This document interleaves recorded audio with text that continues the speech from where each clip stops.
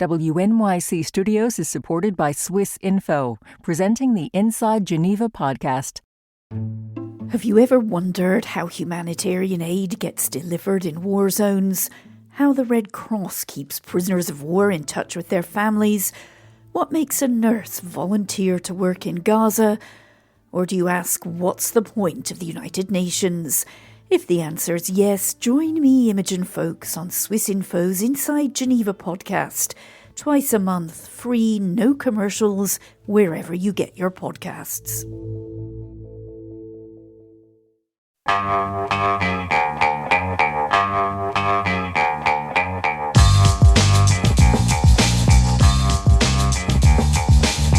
It's the Brian Lehrer Show on WNYC. I'm Bridget Bergen, senior reporter in the WNYC and Gothamist newsroom, sitting in for Brian today. Now an update on the controversial bankruptcy sale of over 5,000 rent-stabilized apartments owned by the real estate firm Pinnacle Group. Normally, bankruptcy cases like this speed through the court system without much attention from the public. But on day one of Mayor Mamdani's tenure, he thrust this case into the spotlight by promising the city would intervene on the side of tenants in court due to fears that the proposed buyer, Summit Properties USA, would continue to neglect the maintenance of the buildings. WNYC and Gothamist housing reporter David Brand has been all over the story. He was in the courtroom yesterday for 9 hours, David. Oh my gosh.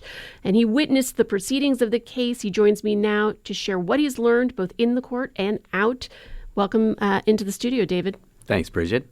So before we get to yesterday's proceedings in court, set the scene for us a little bit. Why did Pinnacle declare bankruptcy last year? And what are the complaints of tenants living in their properties? Sure. So this has been going on for a while before Mamdani took office. But like you said, he thrust it into the spotlight by declaring on day one that the city would intervene. But some backstory here. All right. So Pinnacle purchased this huge portfolio of apartments in 4 boroughs, every borough except Staten Island, 10 to 20 years ago. Conditions in a lot of the apartments, especially in these older buildings in Brooklyn, have really deteriorated.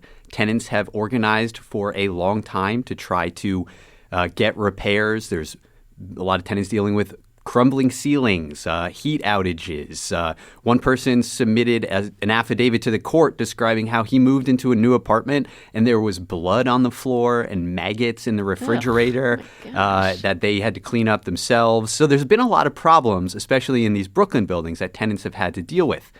The landlord, Pinnacle Group, has struggled to fix a lot of those problems. There's 6,500 or so open housing code violations. And they also couldn't pay their lender, which is Flagstar Bank. So Flagstar was going to file for foreclosure after they defaulted on their loans. To kind of forestall that process, they declared bankruptcy, which meant that this entire portfolio would come up for a sale. So they declared bankruptcy in May. Tenants in dozens of buildings united in one tenant association called the Union of Pinnacle Tenants to try to advocate for a new buyer that they could try to pick or have some authority over who took over the buildings. And that's where Mamdani stepped in on January 1st to say, we're going to intervene on their behalf to try to delay this sale and try to find a new buyer.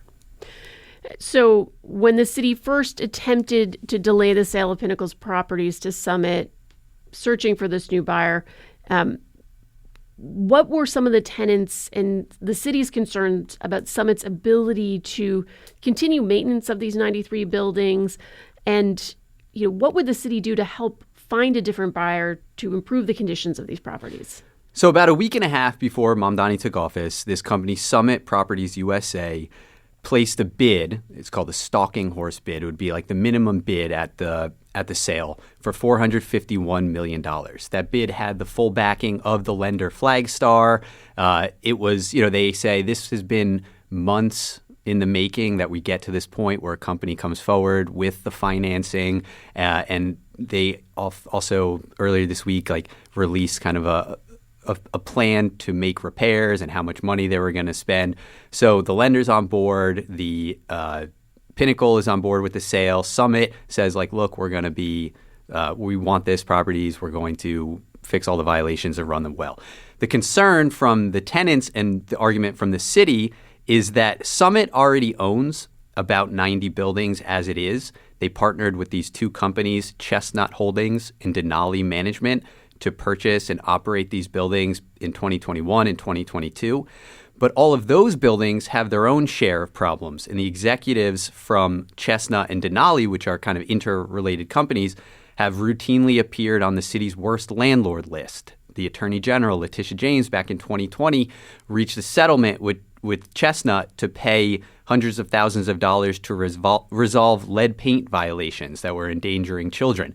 And so what the tenants say is, we don't want them to replicate these same conditions we're already dealing with. And the city's position is, we don't want to be on the hook for emergency repairs, or if people have to leave their apartments. This was an argument that an attorney made yesterday. They could end up in a city homeless shelter, and we would be footing the bill for them there. So that's where they say they have an interest.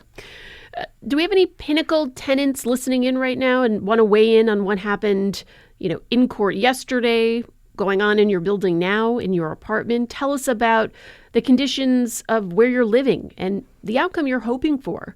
Perhaps there's someone from Pinnacle or Summit or other real estate industry experts who want to present your side of the story. Why do rent-stabilized properties end up in disrepair, and what can the city or state do to help? We can take your comments and questions for my guest, WNYC and Gothamist housing reporter David Brand. Call 212-433-WNYC. That's 212-433-9692. And before I even asked David, we had a caller on the line. Let's go to Jack in the Bronx. Jack, you're on WNYC. Yeah, hi. I'm actually not in one of these affected apartments. I sort of had a larger background issue to this question. It seems like during the mayor's race, all the talk about rent-stabilized apartments. I guess my question for your expert is, the increase in rents in New York City over the last 10 years, hasn't that been much more so in the non-stabilized apartments? I mean, the percentage increases in rent-stabilized apartments, even in the worst year of inflation, what was the approved rent increase in rent-stabilized apartments? I guess I just sort of feel like rent-stabilized landlords, and I'm not a landlord, have sort of been portrayed as greedy and whatnot. But hasn't the run-up in average rents in New York City been much more so in the non-stabilized segment of the housing stock? Jack, thanks for your question, and you do have the right expert to answer it. David, you want to take that on? Yeah, Jack makes a great point. I mean, and that's one of the reasons why this deal and the what happens with these apartments has become such a high-profile issue. What Jack said, that rents in non-regulated apartments, non-rent stabilized apartments, have increased by a much higher rate than rent-stabilized apartments, and that's kind of a function of rent stabilization. That's a prescribed increase every year from the Rent Guidelines Board. Under Mayor de Blasio, it was relatively limited increases, like 3 instances of rent freezes, a few examples of 1 or 2% increases. Mayor Adams, in his 4 years, increased his Rent Guidelines Board increased rents on stabilized apartments by a combined 12%, an average of 3% a year. And then in the unregulated market, people have dealt with 50% increases, 100% increases even. So that is true. And then to the point that makes this a higher profile, kind of maybe reflects bigger debates over city and state housing policy, is that landlords will say, yes, a consequence of strict rent stabilization rules and tenant protections that cap rents and don't allow us to increase rents on vacant apartments, or don't allow us to deregulate apartments after a certain period of time, which used to be allowed, is that we can't keep up with debts to our lenders as well as maintenance and repairs, like basic maintenance. In this instance, it's a little more complicated. The landlord, Pinnacle, took on debt that was very high and higher than the rent rolls could actually sustain, because the business model was, you get empty apartments, you increase the rent, you make major capital improvements to the building, you increase the rent that way. And so they factored in these rent increases in order to pay off their debt and keep operating their buildings. Once new tenant protection laws took effect in 2019, it ended that business model. And so now suddenly they're on the hook for these debts, for these loans that they can't really cover on current rents. And so proponents of the rent stabilization law say, well, they made a bad bet. They were over leveraged. They shouldn't have taken on all that debt that they couldn't actually afford based on current rents. David, a listener texted, I'm wondering why Summit would want these properties. Seems like a legal, PR, and maintenance nightmare. Would they really make enough through these rent-stabilized rents to make this profitable, or is there another long-term play here? That's a great question. I think a couple things are going on here. So in the bankruptcy process, they were able to shave off about $275 million from those loans. So it reduces their debt, gets it back to a level they say they can sustain just based on current rents alone. And, they were pretty adamant about that yesterday during the court hearing and in their court filings. They're saying, the cash flow will allow us to make repairs. And if we need additional money, we have that money available, and we could infuse some more into operations and make repairs and stuff. But there is a longer play here. Another thing that the owner of the company was saying yesterday was that we are in this for the long haul. That's our business model, long-term commitments to the properties we purchase. And that means that if the rent rules do change down the road, it could be a bonanza for them. Maybe you hold on to it for 10 years. Things change 10 years from now. You buy these apartments for about $88,000 a unit right now. It could be worth 10 times that if there were changes to the rent stabilization laws that allowed them to increase rents. Wow. Let's get back to sort of what was at issue in court yesterday. You reported that the federal bankruptcy judge rejected the city's attempt to delay the sale to Summit. So is that why the case ended up in court yesterday? Well, yesterday was the a confirmation hearing for the sale. So Summit made their bid. They were approved by the lender and Pinnacle, the bankrupt current landlord. And so this hearing yesterday normally would have been a routine hearing where the judge would say, okay, everyone's on board with this. We approve the sale. The city's intervention here was to say, we need more assurances that they're going to actually pay for the repairs, that they have the money available, that they have conducted the kind of financial and physical needs assessment that we need to see to feel comfortable with this deal.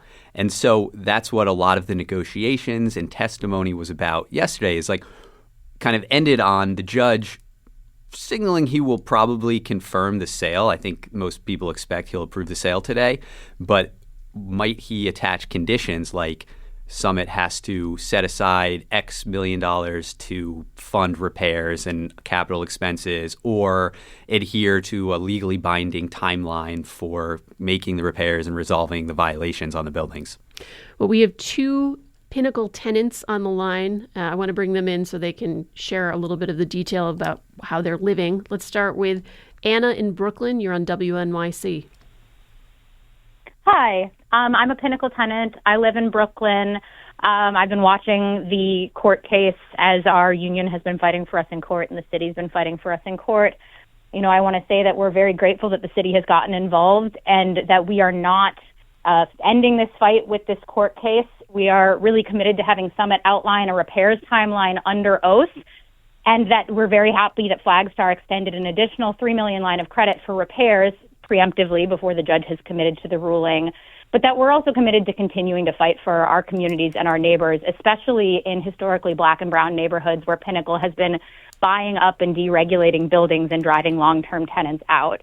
So while we're tentatively hopeful about the potential of this ruling and getting a commitment to completing these repairs, we will also be continuing to organize and to push to make sure that all of these violations are seen to.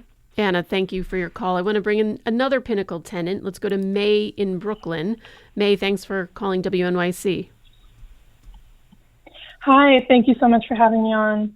I don't have so much more to say than what Anna said, but I would say, we tenants in Brooklyn and across the city, and especially with who've had Pinnacle as a landlord, are no stranger to a fight like this. Obviously, there's a lot more attention on it now that the Mamdani administration has weighed in, but tenant organizing has been going on for decades and decades, and like Anna said, this is not the end. I also wanted to respond to what Jack said about market rate rents, which is that I think what Jack is pointing to, and what I think also rent stabilized tenants would often agree with, is that the larger housing market is broken. The problem is that housing is speculative, and that is what is making it so hard for working class people, especially like Anna said, in Black and brown neighborhoods who are being pushed out, people to stay in New York and live normal lives and not make hundreds of thousands of dollars in order to live in dignity.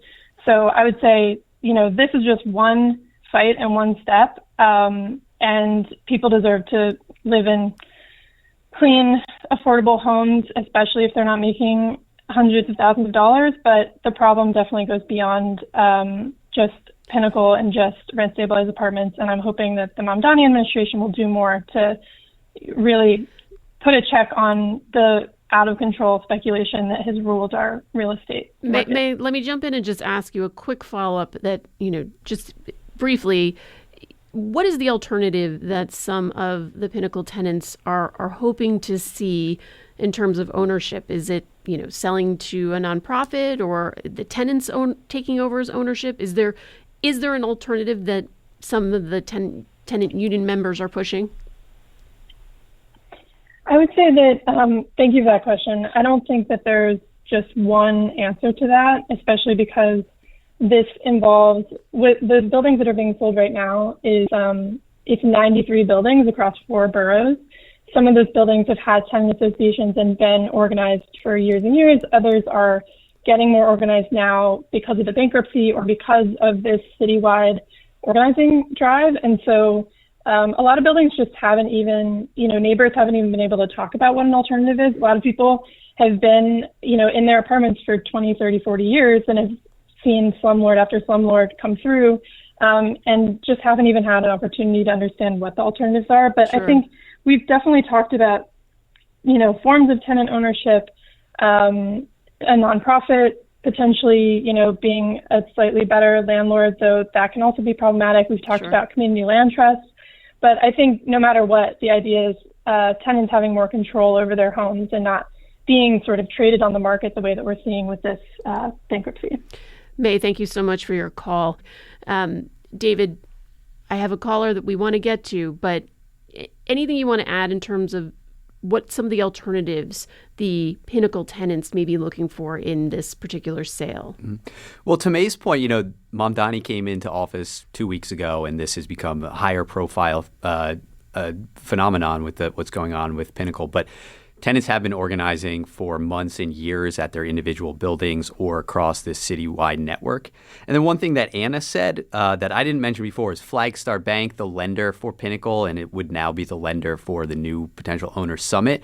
They did pledge in court to extend a $3 million line of credit specifically for funding repairs, and that was in response to the judge asking for some more assurances that money would be available. And then in terms of how tenants might want to move forward, or what this could look like beyond just like Summit buying 93 properties. This is kind of a bigger issue, and we're going to see it, I think, coming up more and more in buildings in similar conditions, is there's not just one kind of broad stroke answer for every situation. Some buildings are in better conditions. Some have a higher rent roll. Maybe a nonprofit could take over and kind of seamlessly run things and get tax breaks or incentives from the city. Maybe in some cases, ownership by the tenants is the solution, and that they could create some type of ownership structure together. So I think that's going to be something we're going to find out a lot about in the coming years under the Mamdani administration, these various solutions for buildings in distress. Let's go to John in Hoboken, New Jersey. John, thanks for waiting. You're on WNYC. Hey, guys. How you doing? Good.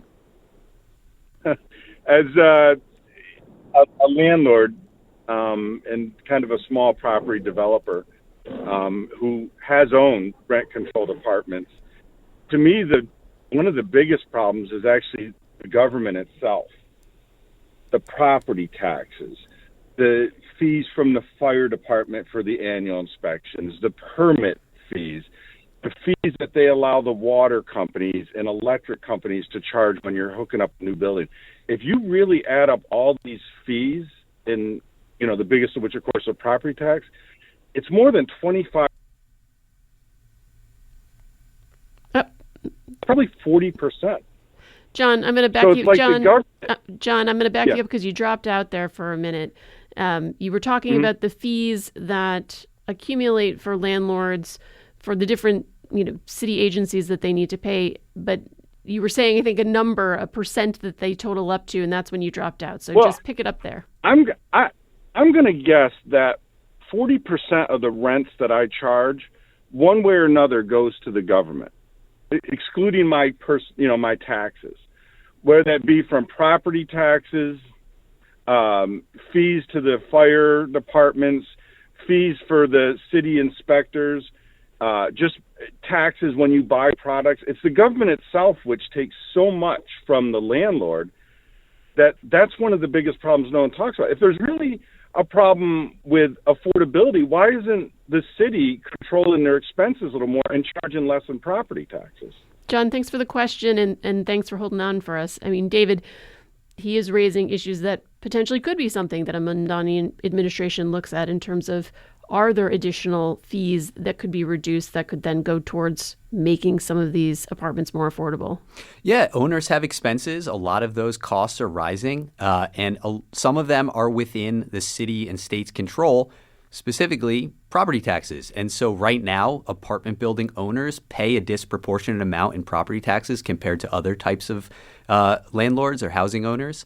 And Mamdani has said repeatedly that his goal is property tax reform. Now, we've heard that for decades from other mayors, Eric Adams, de Blasio. 3 days before de Blasio left office, his Blue Ribbon Commission on Property Tax Reform released its recommendations. Those went nowhere, even though Eric Adams on the campaign trail said he would tackle property tax reform. So this is kind of the political football in New York City and state politics, and it requires state action. Yeah. Mamdani says, we're going to get property tax reform done. He says, we're going to get insurance reform done so that property owners pay less in property and liability insurance. And that's something that Kathy Hochul included some ideas for in her State of the State speech. Yep.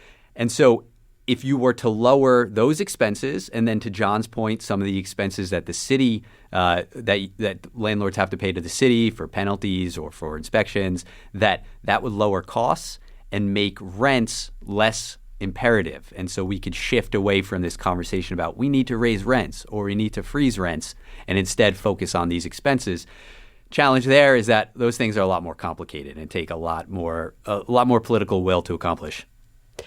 David, I want to go back to some of your reporting, and you did a story looking at the property records of Summit's buildings and found some familial ties between Pinnacle CEO Joel Weiner and companies connected to Summit. I will also note that a listener observed Pinnacle, Summit, Denali, like what's with all the mountain names and these interconnected companies. But what did you find, and what has the judge said about the connection among these companies? Yeah, this is interesting, and that few people have pointed that out, that Pinnacle and Summit are basically synonyms, and that Denali, also the largest mountain in the United States. Okay, so to backtrack, the CEO of Pinnacle, his name is Joel Weiner. His brother is Jonathan Weiner, and Jonathan Weiner is the owner of Chestnut Holdings and Denali Management, the two companies that partnered with Summit, which is buying all these properties after Pinnacle filed for bankruptcy. Denali, Chestnut, and Summit all partnered on this other portfolio of buildings, mostly in the Bronx. So the news outlet BizNow reported that connection, that Jonathan Weiner is already involved with Summit. So I started looking at all of the property records for buildings listed on the Summit website that Summit says it owns. And in 53 of the 82 properties I found, Jonathan Weiner signed the deeds. In another 29 or so, executives from either Chestnut or Denali signed the deeds or mortgage documents. And so the question became, is this an insider transaction? And so the city, tenant groups, and Attorney General Letitia James' office even intervened in the court and said, we need to explore these connections. Is this Joel Weiner from Pinnacle declaring bankruptcy so a company tied to his brother can swoop in? And that came up at the court hearing yesterday. The owner of Summit, his name is Zohar Levy, he denied that Chestnut and Denali or Jonathan Weiner had anything to do with this deal. He said the companies or Jonathan Weiner will not be involved in running or managing these buildings that they're trying to purchase. The judge did say, though, that it was eyebrow-raising connections and that it was a legitimate line of questioning given the what he called, quote, seeming proximity of the company. So just interesting, the small world of New York City real estate, maybe. Very small. David, you're going to be back in court this afternoon. What are you expecting? When are you expecting a ruling from the judge? And then what comes next after that?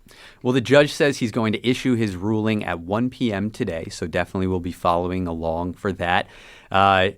We'll see. He kind of suggested yesterday that he's going to approve the sale. I don't think anyone doubts that that's going to happen. But then he also left the door open for conditions, like requiring Summit to set aside a specific amount of money in an account to cover repairs and fix violations across the portfolio, and maybe even a specific timeline for taking care of those violations. So that's what I expect to happen today.